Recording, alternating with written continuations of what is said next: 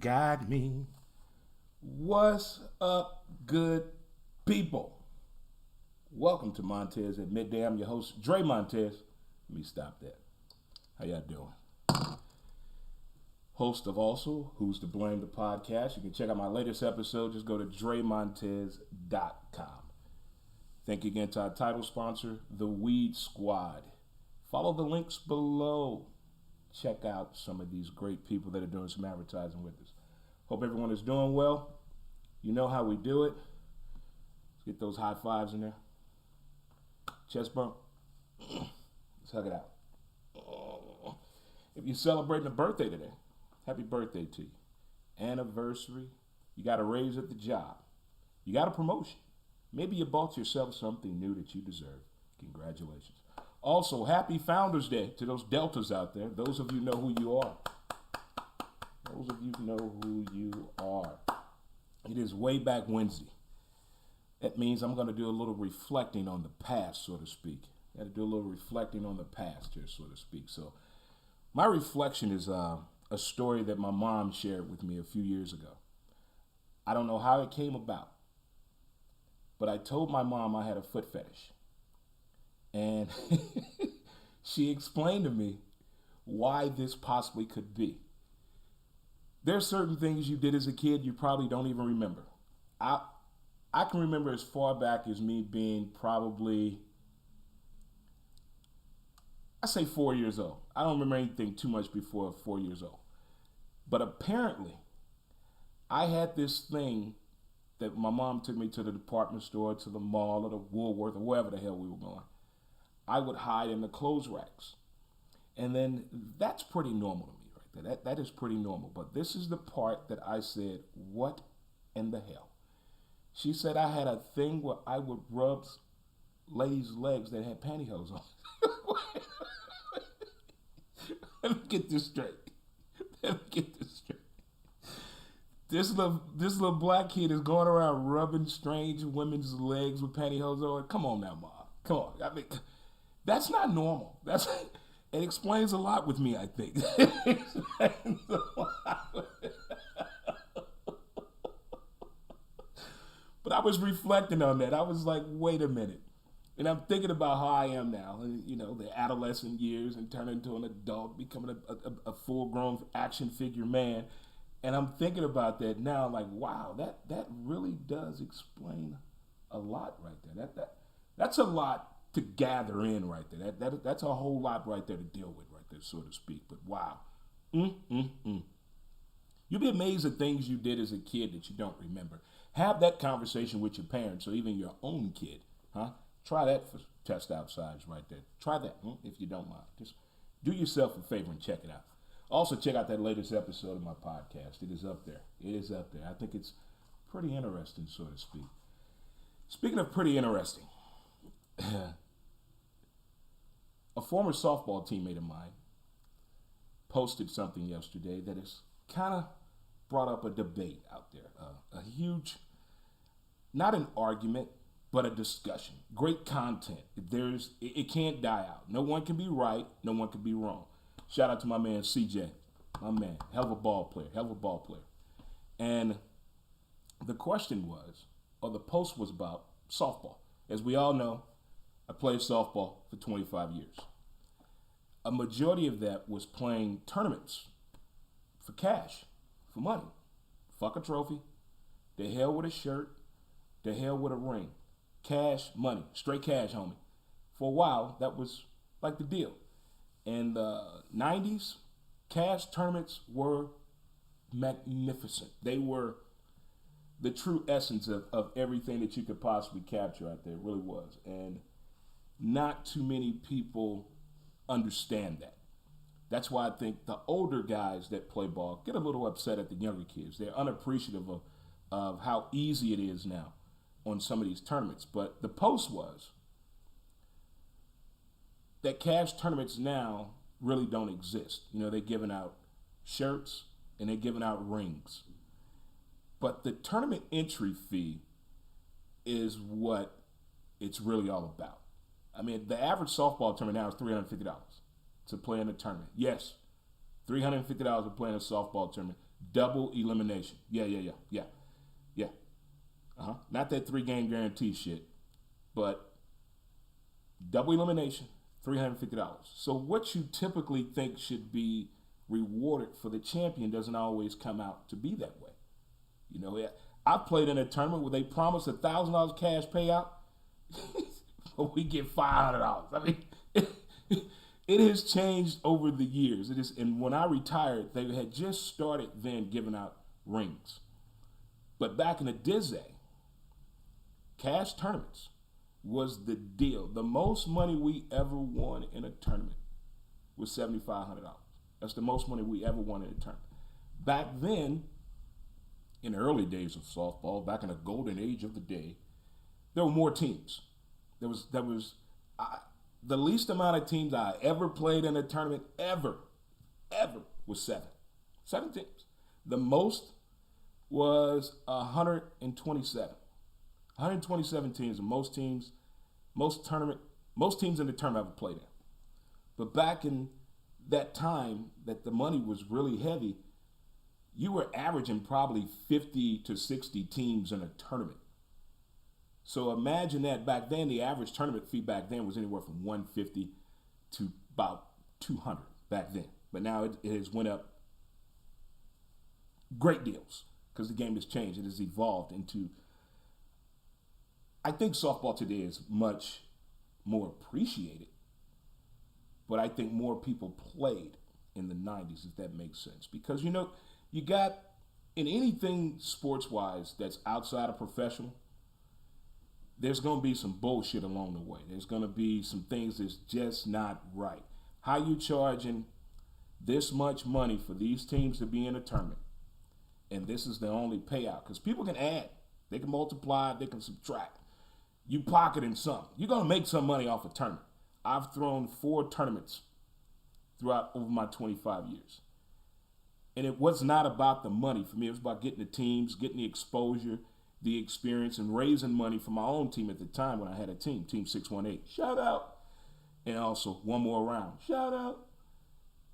But I learned a great deal about tournaments from a player perspective, from the owner of a team perspective, and from a guy who's throwing a tournament. There's different angles you can look at it. What the ulterior motive is when you're throwing a tournament. You want to bring good quality teams in. You want to put on a good tournament. You want to host a good tournament. So the field got to be looking nice, you know. Back in the day, not all fields looked nice. They looked like we was playing Cabinet Court sometimes. Them softball fields in the 90s were, hey, it was a battlefield. It was shit. But over the years, they got better. You know, they got some class out there. They got some really, really nice softball complexes out there. Those of you know who you are. But that money, it wasn't making sense a few times. It became heated battles at some times, and on flyers you would see cash payout $2,000 to the winner. And then it changed to this in parentheses. Cash payout $2,000 depending on how many teams in tournament. You know, it had to be a maximum amount of teams for you to be qualified to get that guaranteed money right there. It went to that level then. But I think all softball tournaments should have a flat rate of the payout. If it's under 50 teams, it should be this. Under 25 teams, it should be this. But $350 per team, and you got to buy the balls, and you got to pay the park, and the DJ playing shitty music? No. We need to all come together here. Because at one time, the golden age of softball, we had it all. There was a league in Charlotte, North Carolina I played in 4 seasons.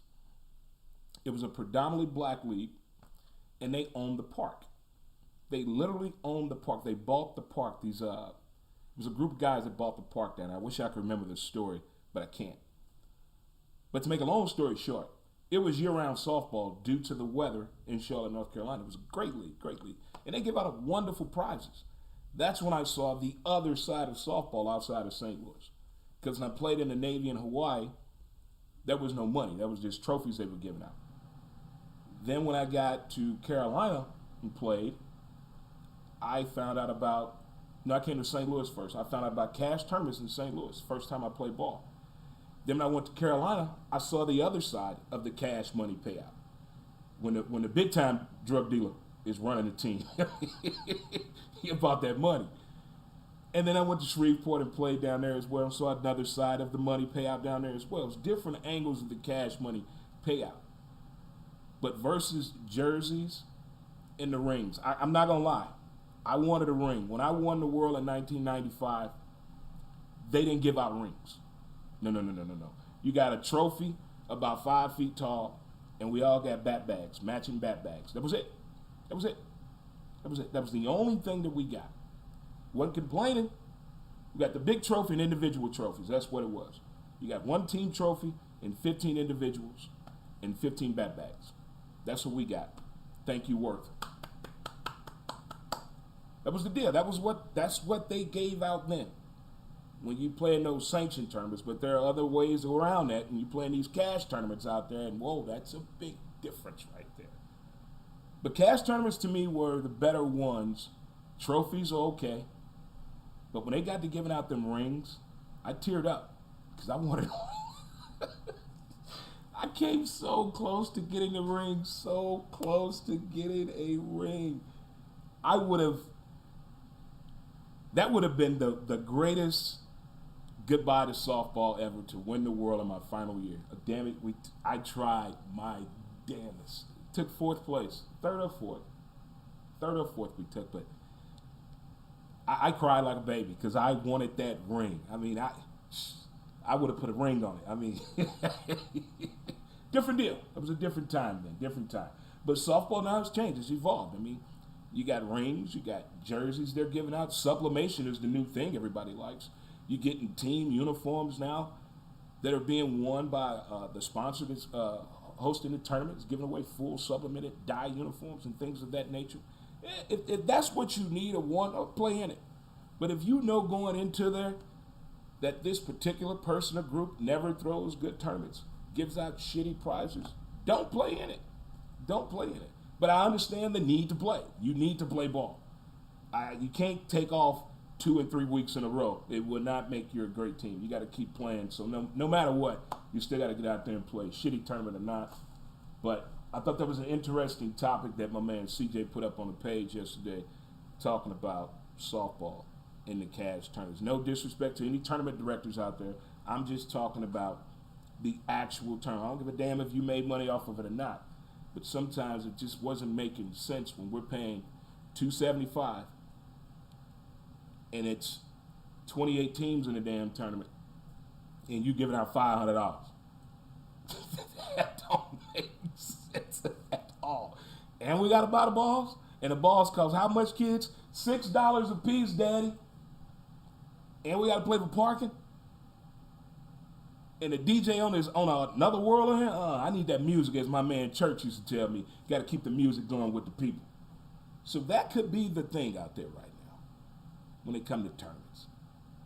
That could be a big ordeal right there. But going back to that cash though, man, that was some fun shit. Playing ball and making all that money. None of that ever went on my taxes. No.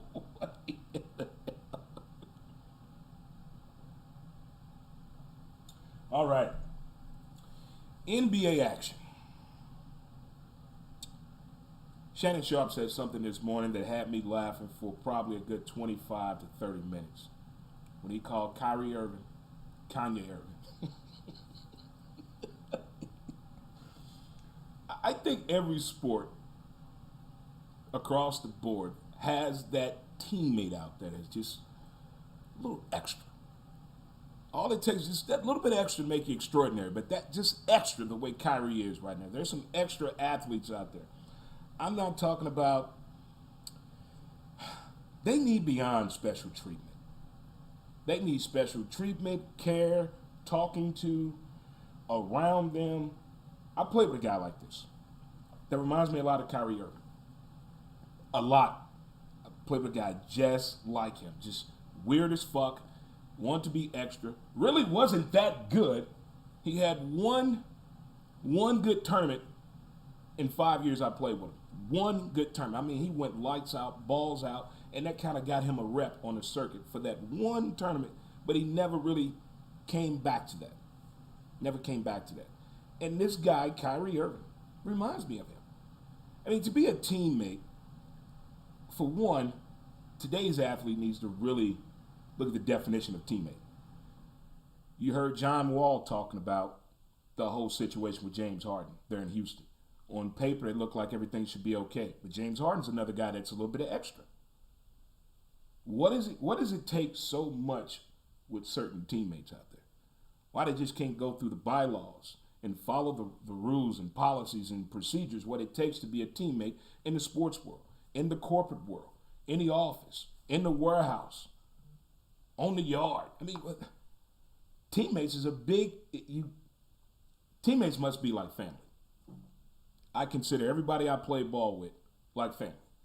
You spend that much time with someone, you got to be like family with one another. And that's not happening in the NBA. There are a whole lot of players, like John Wall said, that are on the me term. In the NBA still, in 2021, there are guys out there actually thinking they can do all this shit by themselves. You can't. You cannot do this by yourself. If it's 12 to 15 people on the NBA roster, what the fuck make you think one person can be the difference maker? You got to work together, and they're not doing that. Okay, Mr. Harden, you want to leave Houston and go where? That makes sense to you, me, the bank, and the NBA. Where you want to go? Kyrie, what more do you need and want? As Charles Barkley said, the dude went to college in 6 months and think he's the smartest motherfucker on the planet. No, Kyrie. No. Major League Baseball players and NBA players are starting to act just alike. For some reason, these two particular sports have gotten in their feelings about things.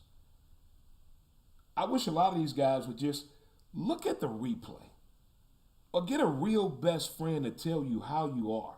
I don't think a lot of them have that. They have coattail draggers and riders out there. They don't have true friends, because a true friend would let you know, James, lose some fucking weight. Kyrie, quit acting like that. They would tell you that, but they don't have people like that. They have people, man, keep doing you. Get that money. Get them bank dollars up. What? Don't you want to be happy as an athlete, making a lot of money? I would think that. I would really, truly, honestly think that today's athlete would like to be happy financially, on the field, and in the home life. I think that's possible out there with some of these athletes. But the major ones that are always making the news, making the cooler talk, getting the barbershop going, are the ones that are really just really like, for real? We say it all the time, man. I wish that was me. I wouldn't do that. We say it all the time. I would really love to sit down with James Harden and Kanye Irving. And what's wrong? What do you want? A lot of athletes never get asked that question. Especially Deshaun Watson. They ain't asking that question. He going to Denver. Denver, get on the horn. We getting Deshaun. We getting Deshaun. We getting him. Book it. Let's get that wrapped up so I can get my Denver Bronco Deshaun Watson jersey. But teammates are key to happiness. The joy of playing with a teammate that gets it is something not too many people can understand. But the ones that have been through it and get it, it's a beautiful thing. When you can just look over to your left or your right and smile because you got teammates like that. I've played basketball, I've played baseball, I've played softball, played flag football, of course. But I think the best teammates I've ever had have always been softball. Always. They've been. As I accomplished a big goal today, and I actually ran into a softball player today. Cece with St. Louis Storm. I ran into her today.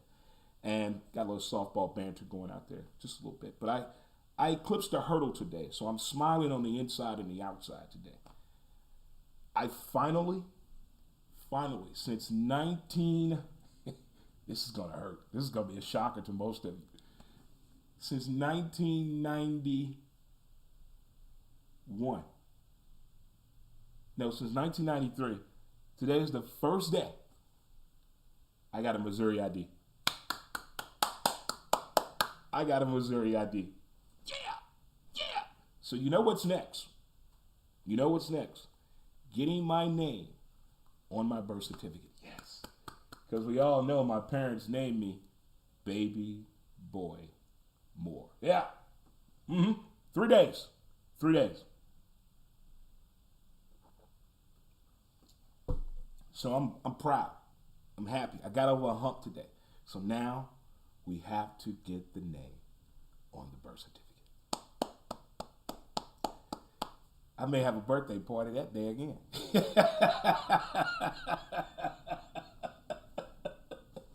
One of the two things right there. One of the two things right there possibly could be the way right there. Possibly could be the way. But don't forget to check out the latest episode of my podcast, Who's to Blame. You can check it out on DreMontez.com. Do some shopping while you're there. And also hit those links on all the great, amazing sponsors of the show.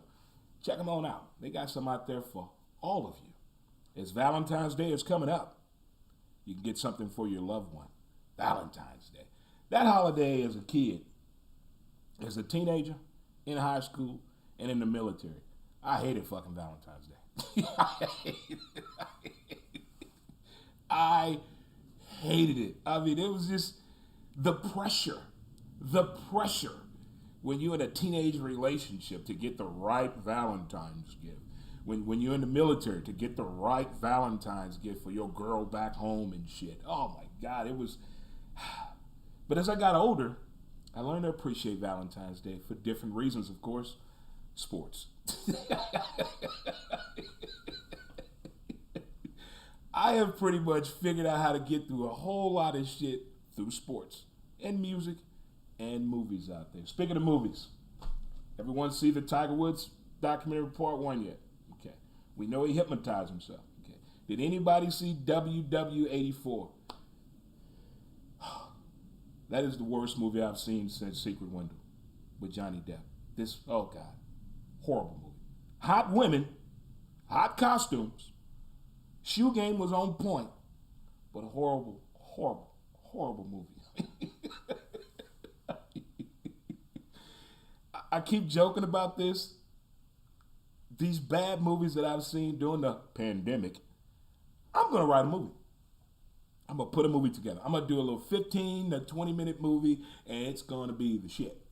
I don't know what it's going to be about, but if they keep putting these crazy movies out here, why can't I? Why can't we do it? Huh? Why? Huh? In Marissa Tomei's voice, probably terrible.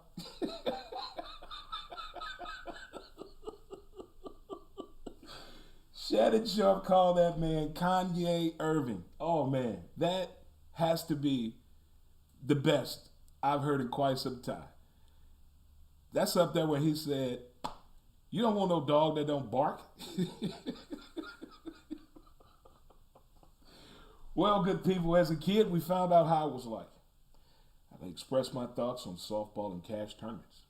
I expressed my thoughts and concerns about teammates in the sports world, the business world as well. What do you think is the problem when it comes to that phrase, teammates, in the NBA and Major League Baseball? There are too many me and I players in both of those leagues for some particular reason. At first, they were doing fine together. They were doing great. But something else happened. By the way, as a Laker fan, that was pretty cool what LeBron James did. Him and Dennis the Menace shooting a three and I'm turning to look at his teammates. That was gangster. That was smooth. That was off the chain right there. And also, I don't know what's going on with my Kentucky Wildcats basketball team. I'm going to need some therapy. I got to call my lawyer, Larry Walker, because my team has been getting absolutely destroyed. So I need some counseling. I can't figure out what's going on with my team. I'm not leaving Kentucky. I'm not going nowhere. You got me for life. But we got to fix this. I mean, we getting our ass kicked up and down the court. It's a mental thing. It's a mental thing. Losing is...